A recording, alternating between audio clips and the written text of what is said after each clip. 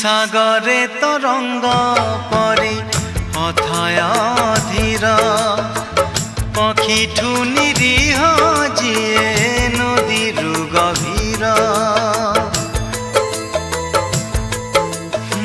সাগরে তরঙ্গ পরে অথয় ধীর পক্ষীঠু নিরীহ যিয়ে নদীরু গভীর।